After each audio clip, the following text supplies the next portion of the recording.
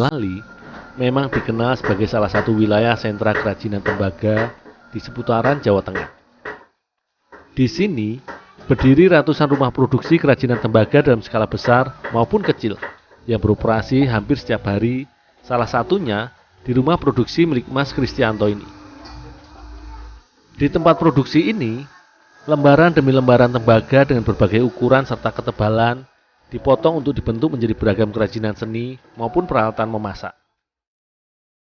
Meski kini hampir sebagian besar para pengrajin tembaga di wilayah ini banyak yang berfokus untuk memproduksi kerajinan seni, namun masih ada sebagian rumah produksi yang masih mempertahankan beberapa produk peralatan masak yang terbuat dari tembaga.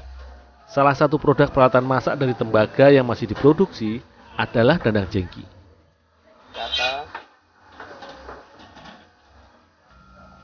Dandang jengki adalah sebutan untuk peralatan memasak yang sudah ada sejak peninggalan zaman kerajaan Mataram dengan bentuknya yang sangat khas.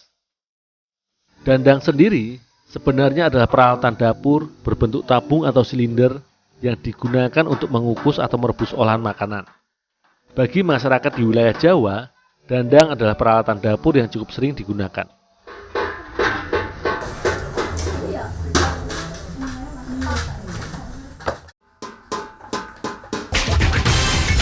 Meski banyak terdapat kerajinan tembaga atau peralatan masak di daerah lain, namun salah satu keunikan serta yang menjadi ciri khas dari kerajinan tembaga di daerah ini adalah motif setiap kerajinan yang dibuat.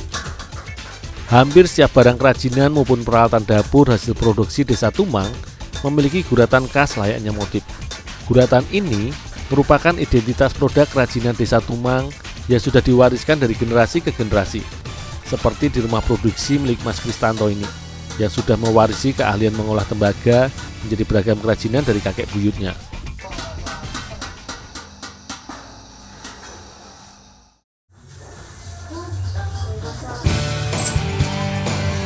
Secara umum, hampir setiap rumah produksi di desa yang berada di antara lereng Gunung Merbabu ini merupakan pengrajin peralatan rumah tangga serta pengrajin ukir logam. Namun karena tingginya permintaan pasar yang terus berkembang, khususnya dalam variasi produk, banyak pengrajin di wilayah ini mulai mengkombinasi produknya dengan berbagai bahan lain seperti kuningan, bahkan aluminium. Selain itu, produknya juga semakin beragam. Tidak hanya peralatan dapur tradisional seperti dandang maupun panci tembaga, di desa ini juga memproduksi beragam kerajinan maupun produk berdasarkan pesanan para konsumen. Dan hanya tinggal beberapa atau sebagian kecil pengrajin yang masih memproduksi peralatan dapur peninggalan masa lampau seperti dandang.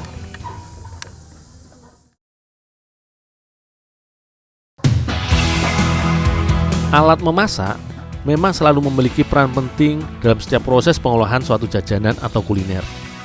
Bagi masyarakat Jawa, khususnya di wilayah Boyolali, dandang jengki ini masih memiliki fungsi penting dalam proses pembuatan beragam olahan makanan maupun jajanan. Salah satunya merupakan media dalam pembuatan jajanan tradisional khas wilayah lereng Gunung Merapi dan Gunung Merbabu, yaitu jadah.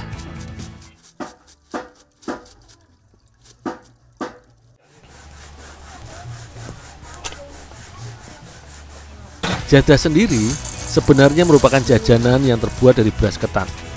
Sebelum diolah menjadi jadah, beras ketan yang telah direndam sekitar sehari semalam, kemudian dikukus sekitar 15 menit atau setengah matang untuk dibuat menjadi adonan. Meski sederhana, namun proses perendaman serta pengukusan ini merupakan kunci utama pada proses pembuatan adonan jadah. Butiran beras ketan yang telah direndam sebelumnya akan menghasilkan ketan yang pulen ketika dikukus, serta tidak mudah hancur atau ulet ketika dibuat adonan jadah. Jadah merupakan olahan jajanan yang memiliki cita rasa gurih. Dalam adonan jadah juga menggunakan hasil parutan kelapa sebagai salah satu komposisi bahan utama adonannya. Kelapa yang digunakan dalam adonan jadah biasanya menggunakan kelapa yang masih muda atau biasa disebut kelapa semanten. Jenis kelapa ini sudah bisa untuk dibuat santan, namun teksturnya masih liat atau cenderung lunak dan tidak terlalu keras seperti kelapa tua yang digunakan untuk bahan santan.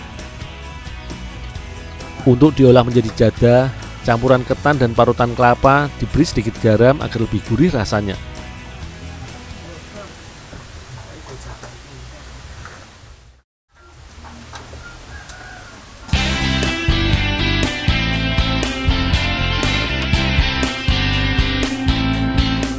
Selanjutnya, setelah semua bahan tercampur merata, adonan pun dimatangkan dengan dikukus kembali di atas dandang jengki sekitar 30 menit hingga adonan percampuran kelapa dan ketan ini pulen.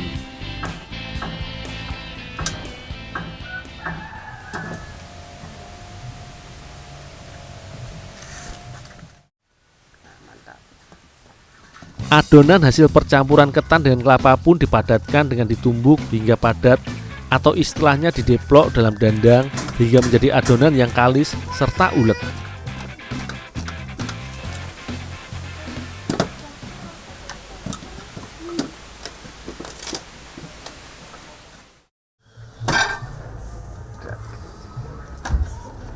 Jadah atau juga seringkali disebut tetel merupakan jajanan tradisional yang termasuk dalam jenis kue basah berbentuk segi empat yang khas. Selanjutnya, adonan yang sudah padat pun dicetak dan dipotong dengan ukuran sekitar 10 cm dengan ketebalan sekitar 2 cm sebelum disajikan.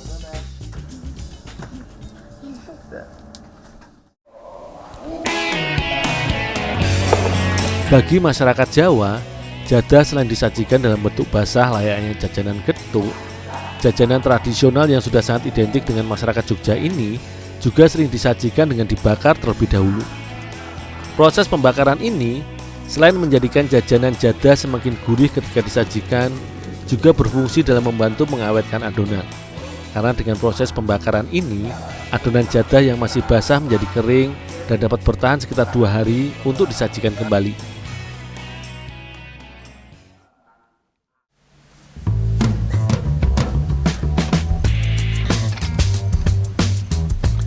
Selain sensasi rasanya yang gurih dan nikmat, jajanan yang terbuat dari beras ketan ini memang cukup mengenyangkan karena beras ketan sendiri memang cukup kandungan kalori dan karbohidrat.